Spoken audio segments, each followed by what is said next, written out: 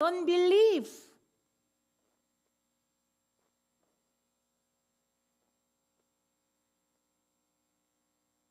In the realm of belief, Psalm that we read, Psalm 19, verse 1 to 6, eloquently declares the glory of God in the natural world.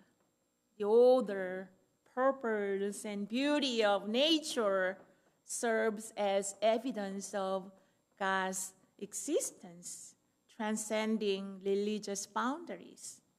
Even in the harsh winter condition affecting our lives, God's presence can be perceived through the beauty of snow, as you see in the picture there, that a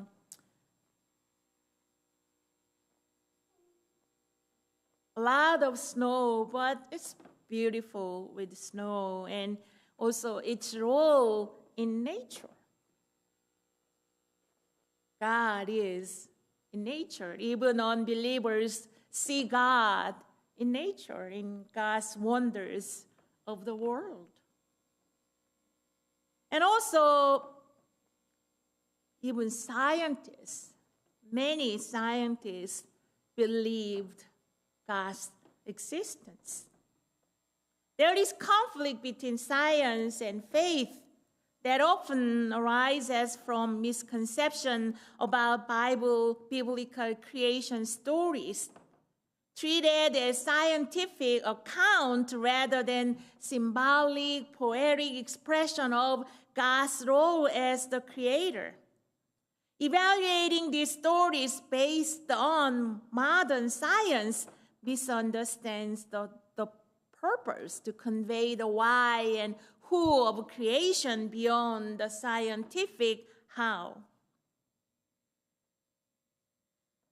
But there are a lot of scientists in the past and today believes and expresses their faith in God. Last week, Craig Tapers shared his story and his perspective as a scientist and engineer emphasized how the vastness of the universe reveals God's love through the generosity of our congregation. His story cultivated another generosity and touched our hearts and reinforces the idea that faith and science can coexist harmoniously. And my experiences of God in faith affirms my belief in God. As I mentioned while hearing the choir singing, music playing, I felt God's presence among us. Witnessing lives transformed by newfound faith, observing individuals exhibit peace in challenging situations, seeking the transformative power of grace, all reinforce my conviction that there is God. You know, last week I watched a Netflix documentary on Jeffrey Epstein, Filthy Rich. You may watch too.